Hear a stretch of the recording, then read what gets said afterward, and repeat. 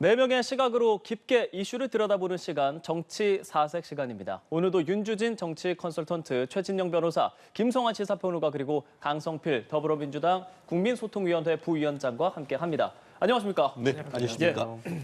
오늘 첫 번째 우리 원구성 이야기를 좀 먼저 해보려고 합니다. 지금 여전히 평행선을 달리고 있는 국회 원구성 협상입니다. 민주당의 경우 지금 우원식 국회의장 그리고 여당을 향해서 오늘이라도 본회의를 열자, 그리고 7개 상임위를 구성해야 한다라고 압박을 했는데 우원식 국회의장이 이야기를 또 조금 전에 기자회견을 열고 이야기를 했습니다. 지금 이 상황에서 1당이 11개, 2당이 7개가 합당하다라고 이야기를 했거든요. 일단 이 이야기 어떻게 들으셨는지 윤주진 컨설턴트께 먼저 여쭤보겠습니다. 네, 일단은 약간 숨고르기를 하는 것 같습니다. 민주당이 너무 상임위를 18개를 다 독식해버렸을 경우에 이 야당에 의한 의회 독재 프레임이 강하게 걸릴 수 있어서 안 그래도 지금 민주당이 지지율 문제에서 조금 우려할 만한 그런 지점들이 있거든요. 그런 점에서 아마 조금 이제 쉬어가자라고 하는 템포 조절을 하는 것 같은데요. 네. 그러나 사실은 이제 이 11대 7이라고 하는 숫자보다는 더 본질적으로 중요한 것은 국회의장을 야당이 가져갔다면 법사위원장이나 운영위원장 같은 주요 상임위원장 같은 경우는 여당에게 양보하는 그러한 기존의 관행을 깨고 지금 현재 이제 11개 상임위를 먼저 임명을 했습니다. 이러한 부분까지 좀 근본적으로 들여다볼 필요가 있는데 그럼에도 불구하고 이제 우원식 의장은 거기까지 가지는 못하고 일단 7개 상임위 위원장 정도는 그래도 여당에 양보하는 쪽으로 먼저 기다리자. 그러면서 이제 여당의 키를 넘긴 건데요. 다만 여당 입장에서는 법사위원장을 가져올 수 있느냐라는 문제에서 지금 현재 어려움이 있기 때문에 이 우원식 의장의 이 시간을 주는 것을 받을지는 좀 의문인 상황입니다. 네, 강성필 부위원장님 어떻게 좀 보실까요? 일단 지금 말한 이 부분에 대해서 받겠습니까? 그걸 먼저 여쭤보겠습니다. 예, 저는 안 받을 걸로 예상되는데요. 안 받으면 국민의힘만 손해죠. 그리고 어허. 국민의힘이 여당으로서의 지위를 망각하고 있는 거라고 생각을 해요. 그러니까 국민의힘에서는 11개 중에 7개도 받지 못하겠다 대신에 특히 15개를 구성해서 민생을 챙기겠다 이렇게 대책을 내놓았거든요. 예. 그런데 이 말도 공허한 이유가요. 6월 7일까지가 국회가 개원한 지 일주일 정도 되는 시간이었는데 그때 시점에서 토론회가 국회에서 16건이 열렸는데 그중에서 2건만 국민의힘에서 개최한 토론회예요. 근데 이것도요, 2개도요, 민생과는 전혀 상관이 없는 겁니다. 그리고 한 달로 더 늘려보니까요, 38건의 토론회가 있었는데 이 중에서 9건만 국민의힘에서 토론회를 개최를 했어요. 과연 이게 민생을 챙기려고 하는 국민의힘의 모습인가? 여기에 의문을 가지지 않을 수가 없고요.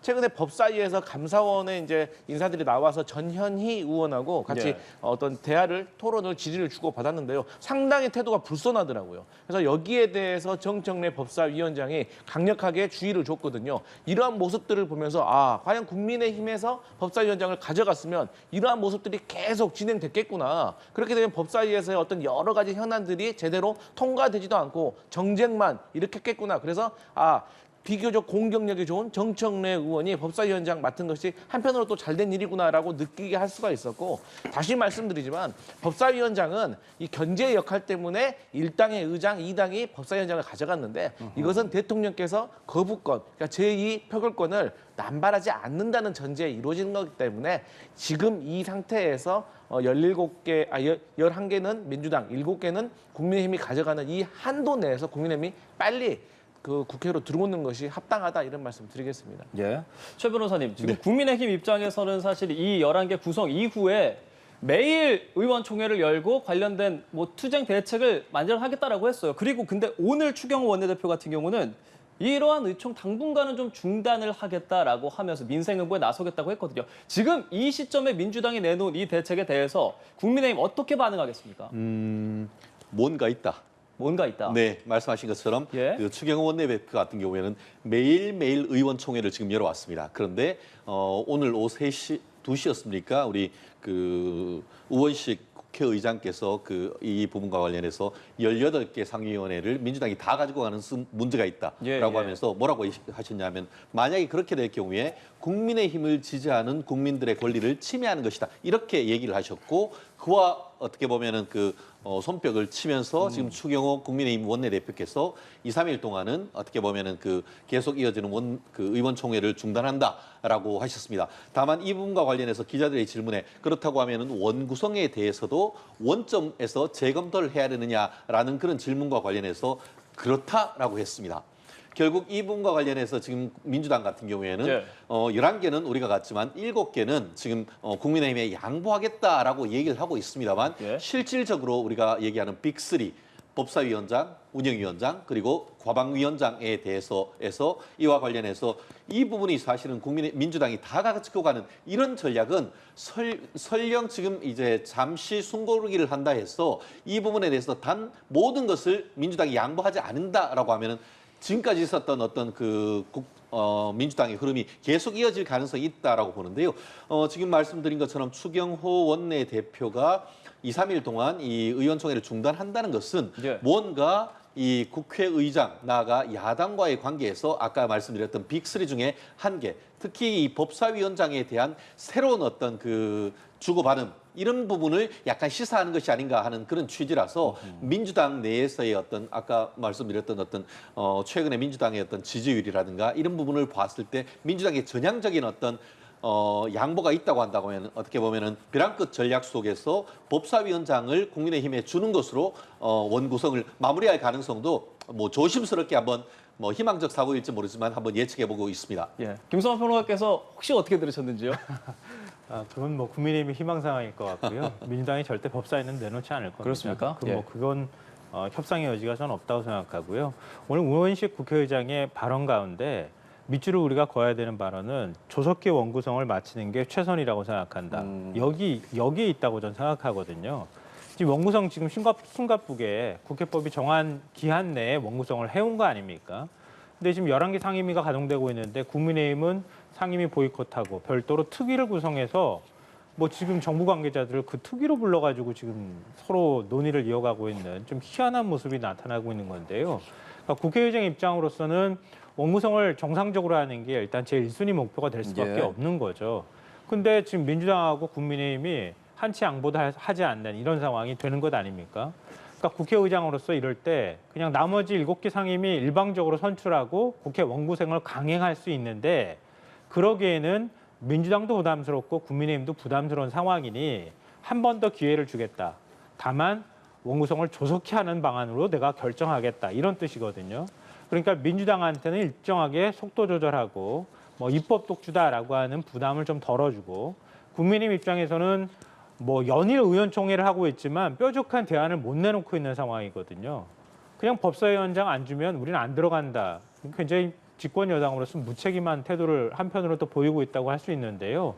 그러니까 원내 지도부가 뭔가 대책을 내놓지 못하는 상황에서 계속 시간을 끄는 것에 대한 국민의힘 내부의 불만 또 부담도 굉장히 커지고 있는 상황이라는 거죠. 그러니까 만약에 집권 여당으로서의 부담감이나 이런 것들을 생각할 때 현실을 그냥 인정하고 국민의힘에서 들어올 수 있는 명분을 우원식 국회의장이 줬다고도 볼 수 있고요. 민주당 입장에서는 18개 다 갖고 가자고 하는 것에서 욕심을 좀 내려놓고 7개 정도는 국민의힘에 예. 배분해서 줘라라고 하는 일종의 양쪽의 대안들을 같이 내준 것이다 이렇게 생각합니다. 다만 이 시기는 길게 가지 않겠다는 뜻을 분명히 했다 이렇게 생각합니다.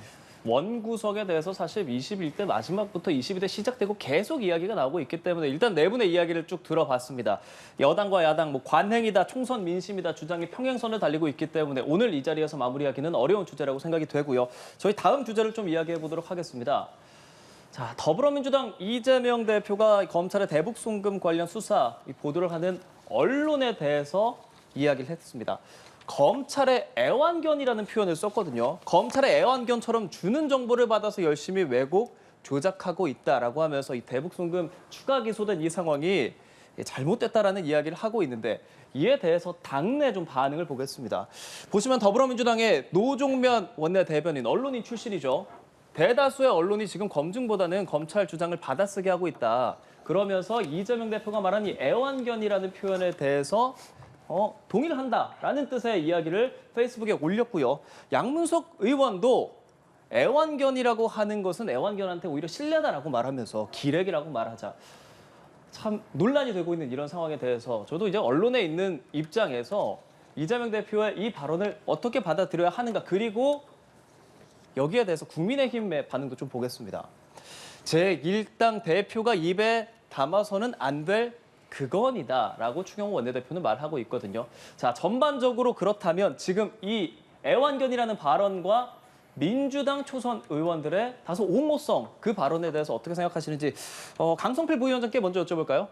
그러니까 이재명 대표가 예. 그 애완견이라고 말한 언론은 선택적이고 그리고 편파적으로 보도를 하는 언론에 한해서 얘기를 한 거지 저는 전체 언론에 대고 이렇게 얘기한 건 아니라고 생각을 합니다. 다만 여기에 대한 조금 더 자세한 설명이 있었다면 오해가 없었을 텐데 이 부분 좀 아쉬운 거죠. 그러니까 이재명 대표가 이러한 말을 하게 된 의도는 이겁니다. 예를 들어 최근에 벌어진 이 재판만 봐도요.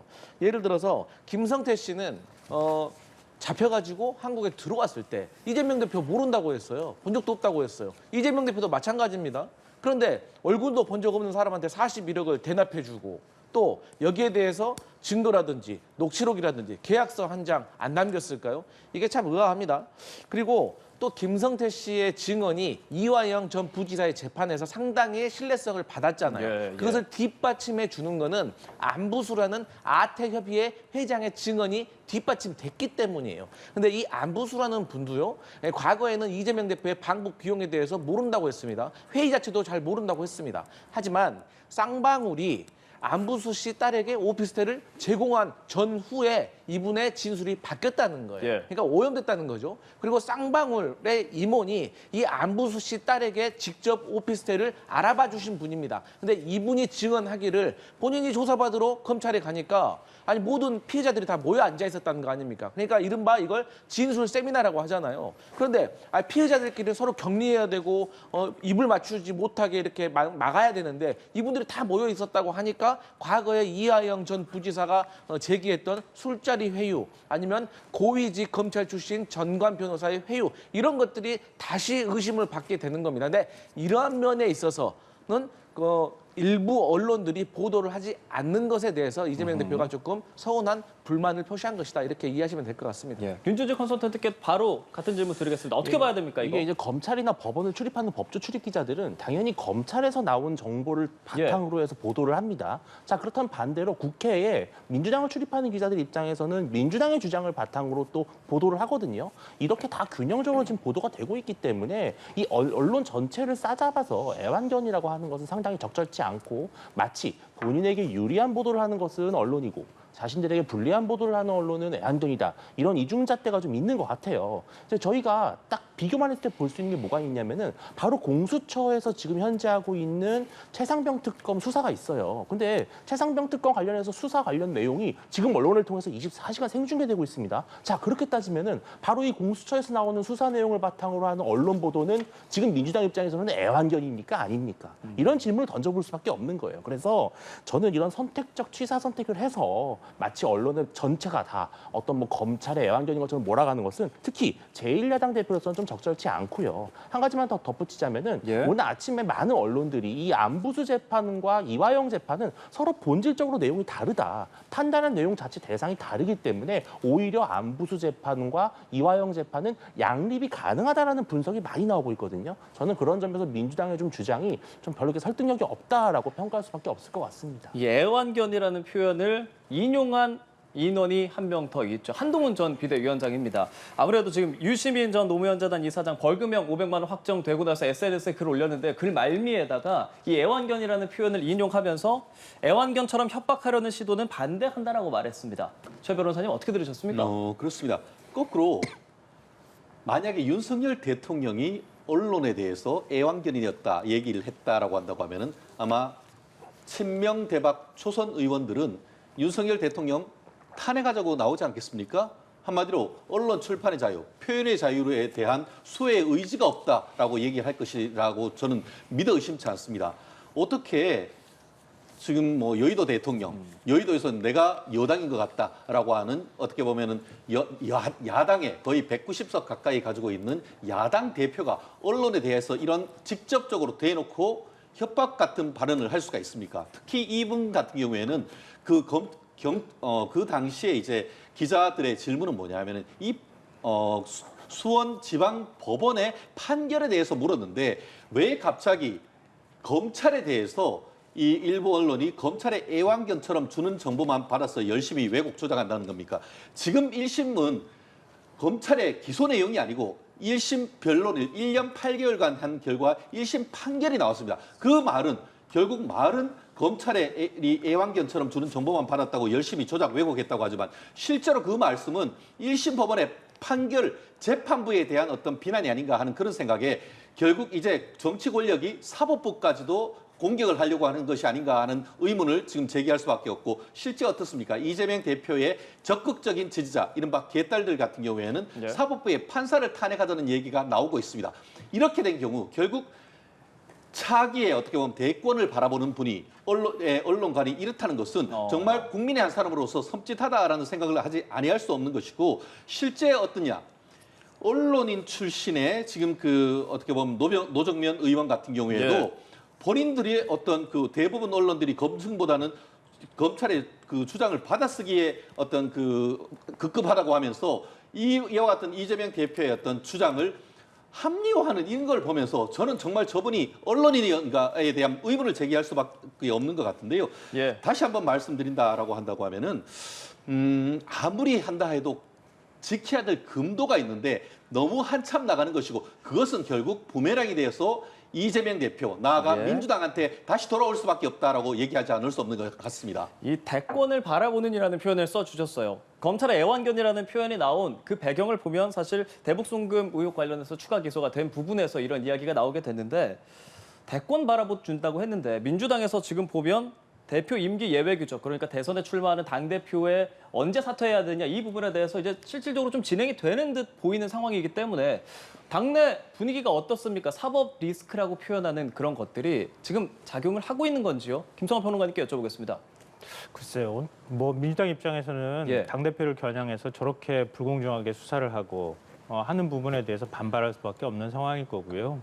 사법 리스크는 뭐 이건 상수라고 봐야 되는 거니까요. 이거는 민주당이 선택하는 게 아니라 윤석열 정권과 검찰이 선택하는 거니까 그럼 민주당은 어떻게 대응할 것인가 이 부분이 오히려 민주당이 해야 되는 거고 그런 이제 대응이라고 하는 게 겉으로 표면에 대해서 나오는 것이다 이렇게 생각하는데요. 근데 지금 애완견이라는 표현 때문에 요즘 언론들도 많이 보도하고 그러는데요. 전 전체 언론이라고 얘기하지는 않겠습니다. 예. 하지만 우리나라 언론이 정말 권력을 제대로 감시하고 있는가? 이걸 아마 국민들한테 조사해봤으면 좋겠어요. 저는 오히려 감시하고 있지 못하다고 하는 국민들이 더 많을 것 같거든요. 그리고 한국 정치에서요. 야당 대표를 제대로 감시하느냐 감시하지 못하느냐를 가지고 이른바 워치독이라고 하는 감시견과 애완견을 구분했던 전례를 제가 거의 본 적이 없습니다. 기본적으로 정권을 얼마나 잘 견제하고 감시하느냐. 그래서 그 감시견 역할을 제대로 하느냐. 아니면 감시견 역할을 제대로 못하는 언론을 랩독이라고 해서 애완견이라고 표현을 합니다. 그건 일반적으로 언론학계에서도 그렇게 표현을 합니다. 그러니까 이재명 대표 입에서 애완견이라는 표현이 나왔다고 해서 이것 때문에 마치 새로운 표현인 것처럼 극언이라고 얘기하는 것은 이건 상식적으로 말이 안 되는 거고요. 예. 과거 정권이었을 때도 흔히들 사용했던 표현입니다. 그러니까 그 표현의 문제를 가지고 시비 삼는 건 저는 동의하기 어렵고요. 다만 이제 이재명 대표가 얘기한 것에 대해서 그것에 대해서 사실 인식을 어떻게 하느냐는 부분은 아마 생각하는 사람에 따라서 판단하는 사람에 따라 다를 거예요. 근데 다만 우리가 객관적인 입장에서 봐야 할 부분은 뭐냐면요. 검찰이 공수사실이나 이런 것들을 계속 언론을 통해 흘리고 있어요. 그러면 거기에 대해서 뭐 피해자든 아니면은 혐의를 갖고 예. 있는 사람이든 그 사람의 얘기도 그만큼 똑같은 양은 배정하지 못하더라도 최소한 그 사람이 검찰은 기소할 수는 있지만 그게 확정된 사실이라고 볼 수는 없잖아요. 공소 제기를 한 사실일 뿐이지. 그러면 거기에 대해서 피고 입장이 됐든 아니면 피의자 입장이 됐든 그 사람은 거기에 대해서 어떻게 주장하는지 예. 만약에 검찰 입장을 3 정도 보도했다 그러면 한 1 정도는 보도해 줘야 되는 거 아닙니까? 그게 최소한의 언론이 가지고 있는 기계적 중립이든 아니면 형평성에 관한 부분이든 공정함이든 해야 되는 건데 제가 볼 때는 이재명 대표가 주장하는 그 주장에 대한 사실 여부를 떠나서 한 3분의 1 정도라고 저는 도저히 느끼지 못하겠거든요. 그렇다면 너무 지나치게 한쪽 입장만 대변하고 있다. 이렇게 얘기할 수 있지 않을까. 거기에 따른 당사자가 불만을 전 충분히 얘기할 수 예. 있다. 이렇게 생각하고요. 그리고 차상문 사건을 앞에서 예를 드셨는데 전 동의하지 못하는 게요. 왜냐하면 최상병 사건은요. 현직 대통령이 관여되어 있는 사건입니다. 현직 대통령과 관련되어 있는 사건에서 얘기가 나온 거고요. 공수처가 수사 내용 피의 사실을 줄줄 흘리는 게 아니고요. 이미 박정훈 대령 재판이 진행 중이기 때문에 재판 내용이 밖으로 나오는 겁니다. 그러니까 그걸 가지고 이번 사안하고 똑같이 비교하고 감시견이니 애완견이니 비교하는 것은 적절치 않다고 생각합니다. 네, 그렇기 예. 때문에 지금 그 이화영의 1심 재판에 대해서 판결문이 나왔기 때문에 그거에 대해서 최근에 있어서 언론이 다 얘기를 하고 있습니다. 그런데 갑자기 이재명 대표의 칼날은 검찰이 아니고 검찰을 얘기를 하고 있단 말이에요. 그렇기 때문에 지금 얘기한 것처럼 재판 진행 과정에서 나왔던 것을 계속 언론들이 취재를 해가지고 나왔는데 그것이 마치 검찰의 애완견처럼 검찰이 주는 정보만 받아서 열심히 왜곡하고 조작한다는 말 자체가 성립되기 어렵다는 것이죠. 그리고 제가 오늘 아침에 중앙일간지를 비롯해서 전국에 있는 대부분의 어떤 신문들의 사설을 봤습니다. 예, 예. 그런데 거의 대부분의 정말 거의 대부분의 언론들이 이재명 대표의 애완견 발언에 대한 비판적인 언론 사설을 썼습니다. 하지만 평소때 민주당에 조금 더 그 친하다라는 평을 받던 두 개 언론만 이 세 개 정도의 사설을 쓰면서 전혀 이 사안을 언급하지 않았던 것을 제가 확인을 했습니다. 그렇기 때문에 그렇다는 점에서 오히려 정말 어떻게 보면 언론 출판의 자유를 얘기를 하고 소수인의 어떤 표현의 자유를 주장했던 언론들이 오히려 이와 같은 부분에 대해서 아무런 지적을 하지 않고 있다는 점에서는 오히려 그런 부분이 어떤 평소에 어떤 본인들의 어떤 지향점을 지나치게 드러낸 것이 아니냐 비판이 자유로운 것 오히려 그 비판이 더 강해져야 되는 건 아니겠습니까? 아니요, 제가 딱 알겠습니다. 20초만 말씀드렸으면 네, 좋겠는데 10초만 드리겠습니다. 대부분의 예. 언론이라고 하시는 건 조금 맞지 않고요. 저도 언론 오늘 신문이 어떻게 보도됐는지 사설이 어떻게 됐는지 다 살펴봤는데요. 주로 보수신문에서 비판적인 인식을 드러냈고요. 보수신문이 한편으로 찔렸나 이런 생각도 개인적으로 했습니다. 그리고 지금 이제 재판 결과를 가지고 보도하고 있다 이렇게 말씀하시는데요. 김건희 여사 관련한 도이치모터스 사건은 권오수 회장 1심에서 유죄 났고요. 2심 판결을 기다리고 난 다음에 기소 여부나 소환 조사 여부를 결정하겠다는 게 검찰의 입장입니다. 알겠습니다. 이재명 대표는 이화영 전 부지사 1심에서 유죄 났다고 바로 기소해 버렸습니다. 그걸 언론이 과연 얼마나 정확하게 지적했는지도 한번 제가 되물어야 된다고 생각합니다. 네, 알겠습니다. 저희 오늘 좀 말씀 드려야 될 분이 4분이나 계시기 때문에 시간 관계상 조금씩 짧게 좀 발언을 좀 부탁을 드리도록 하겠고요. 이재명 대표 관련해서 오늘 아침부터 계속 나왔던 이야기가 바로 국민의힘 박정훈 의원의 기자회견입니다. 녹취록을 공개했거든요. 어떻게 들으셨습니까? 윤주진 컨설턴트께 여쭤보겠습니다. 일단 위증교사 혐의 같은 경우는 지난번 영장 청구에서도 그 영장 판사에서 어느 정도는 혐의가 소명됐다고 이미 이야기를 했습니다. 저는 위증교사 같은 경우는 이 재판은 빨리 신속하게 재판부가 좀 결론을 내는 것이 맞다. 더 이상 왈가왈부할 문제가 아니고요. 나머지 사법 리스크 같은 경우에도 저는 이재명 대표 입장에서 그렇게 억울함을 표명할 수 있다고 봐요. 그리고 검찰이 너무 일방적으로 주장한다. 좋습니다. 그러면 이재명 대표 입장에서는 조금 더 확실한 반론을 갖고 와서 재판부를 설득하면 됩니다. 그래서 대한민국에 1심, 2심, 3심제가 있는 거 아니겠습니까? 저는 이재명 대표가 이런 식으로 계속 재판부를 겁박하고 탄핵 소추 카드를 남발하지 말고 재판에 충실해서 국민들에게 정말 법리로 소명을 했으면 좋겠습니다. 예, 당의 입장 듣고 싶습니다. 강성필 부위원님께 여쭤볼게요. 네, 저도 오늘 아침에 그 박정은 의원이 그 공개했던 내용 들어봤습니다. 근데 모르겠어요. 어떻게 같은 녹취 내용을 듣고 한편에서는 이거 정말 우리 속된 말로 빼박이다. 정말 이거 확실하다라고 느끼는 거고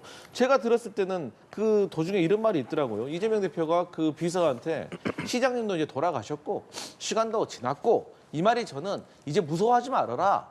사실대로 말해도 된다. 저는 그렇게 들렸어요. 근데 그리고 또 중간중간에 사실대로 말해라. 그리고 우리가 주장했던 것들 이렇게 말하고 있기 때문에 이것은 지켜봐야 되는데 마치 이것 때문에 모든 결정적인 증거가 나와서 이재명 대표의 재판이 유죄로 될 것 같이 호도하는 것은 조금 무리하다. 이런 말씀 드리겠습니다. 네, 짧게만 말씀드리겠는데요. 이것 말고 다른 녹취록이 많습니다.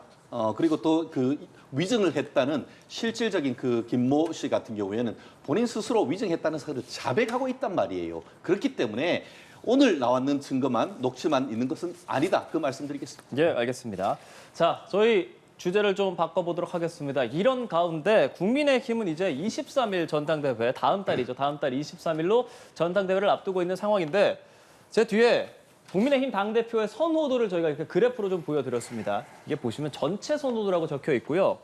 가장 앞에 유승민 전 의원이 있고 한동훈 전 비대위원장, 안철수, 나경원, 원희룡, 김재섭, 윤상현 이렇게 쭉 나와 있는데 가장 먼저 나와 있는 게 이제 유승민 전 의원입니다. 지금 말씀드리는 이 부분은 뉴스원이 한국갤럽에 의뢰해서 14일, 15일 전국 만 18세 이상 108명을 대상으로 조사했다라는 거 말씀드리겠는데 다만 저희 화면을 좀 바꿔주시죠. 지금 전체 선호도 말씀드렸는데 지지층으로 바뀌니까 맨 앞이 갑자기 올라왔습니다. 뭐 많은 분들이 좀 예상은 하실 것 같아요. 한동훈 전 비대위원장이 59%고요.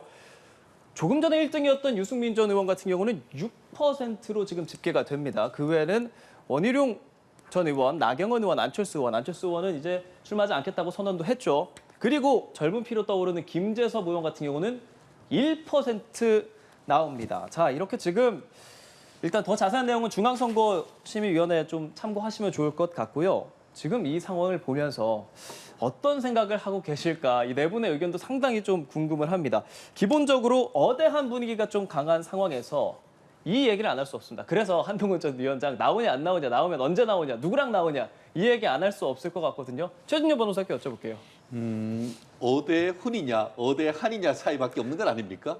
현실적으로 국민의힘 지지자들 같은 경우에는 많은 부분 한동훈 전 비대위원장의 어떤 출마 및 당선에 대해서 상당 부분 그 기정사실화하고 있는 것도 사실인 것 같습니다. 예. 그러다 보니까 좀 전에 얘기하신 것처럼 안철수 어떤 그 의원이라든가 이런 부분 같은 경우에는 출마를 계속 고려하다가 최근에 같은 경우에는 의견을 번복하고 있는 그런 부분도 나타나고 있는 것 같은데요. 물론 그 김재섭 의원이라든가 이런 초선 의원들 이런 네. 분들이 힘들지만 바위에 어떻게 보면 그 계란을 깨는 심정으로 계속 나올 경우에는 어떻게 보면 보수의 새싹으로서 새로운 미래의 어떤 리더로서의 어떤 각인시키는 효과가 있기 때문에 이런 분들의 어떤 도전은 저는 적극적으로 지지를 합니다. 다만 그럼에도 불구하고 현실적으로 봤을 때는 좀 다른 분들은 좀 속상하겠습니다만 대안 부재론 이런 부분에 있어서 특히 한동훈 비대위원장이 나올 경우에는 이재명 대표와의 각이 어떻게 딱 서는 것 아니겠습니까? 특히 많이 얘기한 것처럼 검찰 출신, 검찰 사칭 어떻게 대표 이런 식으로 해서 얘기들이 많이 나오고 앞으로의 어떤 그 이재명 대표의 사법 리스크가 어떻게 보면 강화될 때에 한동훈 전 비대위원장의 어떤 대표로서의 역할이 커질 것에 대한 기대감이 상당히 큰 것 같습니다. 그렇다는 점에서 예. 현실적으로 한동훈 전 비대위원장 이외에 다른 분들이 얼마나 출사표를 던질지 오히려 그 부분에 관심이 더 초점이 있는 것이 아닌가 생각을 합니다. 그러게 말입니다. 한동훈 전 비대위원장이 사실 직접적으로 지금 나간다라고 공식적으로 밝힌 건 아니에요. 그런 상황에서 그래서 대항마가 누가 될 것이냐 우리가 한번 짚어보자면 좀 높지 않게 나오는 이 의원들이 어떤 결정을 할까도 좀 궁금하거든요. 강성필 부위원장님께서 보시기에 좀 출마할 가능성 있다고 보십니까? 저는 한동훈 전 비대위원장이 이런 상황까지 벌여놓고 목격담을 수없이 뿌려놓고 나서 출마를 하지 않는다면 그야말로 국민과 당원을 우롱하는 거죠. 그렇기 때문에 저는 출마를 할 것으로 예상하고요. 예. 다만 이제 확실히 이 국민의힘 안에 룰이 참 희한하다. 그러니까 국민 여론을 이렇게 반영을 하지 않으려고 했던 이유가 무엇인가에 대해서 조금 회의적입니다. 그러니까 유승민 의원 같은 경우는 국민 여론 반영하니까 1등, 2등이 되는 거고 한동훈 위원장 같은 경우는 또 국민 여론을 섞으니까 조금 양강 구도로 가는 거 아니겠습니까? 그런데 저는 김재섭 의원이라든지 예. 아니면은 나경원 의원이 어떤 또 친윤 의원들과 어떤 연대를 또 할 수가 있다고 봐요. 그렇게 되면 매기 효과는 최소한 되고 나아가서 나비 효과가 될 수도 있다. 그렇게 바라보고 있고요. 어찌됐든지 간에 이번 전당대회는 삼자적인 입장에서 봤을 때 누가 당대표가 되느냐에 가장 가까운 선상으로 가려면 메시지가 가장 중요하다. 당대표가 대통령실과 어떤 관계를 설정을 할 건지 그리고 앞에 놓여져 있는 여러 가지 현안에 대해서 해결 능력을 어떻게 보여줄 것인지 예를 들어서 당장의 원구성만 하더라도 아무런 힘이 없고 무기력한 모습을 보여주고 있고 앞에 놓여진 뭐 최혜병이라든지 네. 설교 시추라든지 여러 가지 현안에 있어서 해야 될 일이 많은데 여기에 대해서 확실히 선명한 선을 보여주는 후보가 저는 당대표가 될 가능성이 높다 이렇게 보고 있습니다. 네, 조금 전에 이제 나경원 의원이라든지 김재섭 의원이 친윤과의 관계를 어떻게 하느냐에 따라서 나비 효과까지 날 수 있다라고 이야기를 했습니다. 사실 지난번 당권 좀 생각해 보면 김기현 전 대표가 그 당시에 처음에 좀 높게 나오지 않았었거든요. 그 뒤로 점점 높아지는 수치들이 있었기 때문에 지금 저희가 보여드렸던 이 조사 결과도 어떻게 바뀔지 모릅니다. 그렇다면 윤주진 컨설턴트께 이렇게 여쭤보고 싶습니다. 친윤계는 어떤 곳에 손을 들어줄 것인가? 행보 어떻게 좀 분석하고 계시는지요? 저는 지금 국민의힘에서 친윤이라고 하는 세력은 사실상 좀 전 뭐 무색해졌다고 생각을 해요. 물론 없지는 않겠습니다. 예, 예. 이재명 윤석열 대통령을 더욱더 지지하고 또 용산과의 어떤 관계를 더 협조적으로 해야 된다라고 생각하는 의원들도 있지만 전반적으로 그러한 의원들이 뭔가 세력화를 해서 특정 후보를 밀어준다든지 혹은 특정 후보를 비토한다는 식의 그런 집단적 행동이 이번 전당대회에서는 나타나지 않을 것이라고 보고 또 그러한 집단적 움직임에 그 어떠한 후보도 사실은 화합하지 않을 겁니다. 제가 봤을 땐 그런데요. 다만 현실적으로 봤을 때 친윤계라고 불릴 만한 의원들이 내심 이제 한동훈 전 위원장에 대해서 불편한 기세를 갖고 있는 것도 사실은 부정하기 어렵죠. 근데 이런 이제 여러 가지 변수가 작용을 할 텐데 예. 지금은 이제 한동훈 위원장을 비롯해서 여러 후보들이 아직은 출마 선언을 안 했거든요. 근데 이제 출마를 선언하고 뭐 TV 토론을 한다든지 또 전국에 이제 전당대회를 돌아다니면서 연설을 한다든지 예. 다양한 상황에서 과연 한동훈 위원장에게 어떠한 질문에 대해서 어떠한 답변을 들을 수 있을지에 따라서 실은 결선 투표제를 가느냐 마느냐 이게 되게 중요한 변수거든요. 저는 아직까지는 좀 지켜볼 필요가 있다라고 보입니다. 예, 김성환 평론가님 오래 기다리셨습니다. 자, 친윤계 앞으로 어떤 선택을 하게 될까요? 이거 지금 속단하기 좀 어렵다고 생각해요. 지금 분위기로 봐서는 어대한이 분명해 보이고요. 이건 뭐 부인하기 어려운 사실일 겁니다. 근데 막상 출마 선언을 하고 난 다음에 그 다음 상황은 쉽게 예단하기 어렵다 이렇게 생각하는데요. 크게 세 가지인데요. 첫째는 한동훈 전 위원장이 자기 정치에 대해서 제대로 말해본 적이 없어요. 그리고 김건희 여사 관련된 문제에서 눈높이란 발언 한 번 했다고 해서 결국 그 선거 국면에서 비대위원장직에서 물러날 뻔했던 거 아닙니까?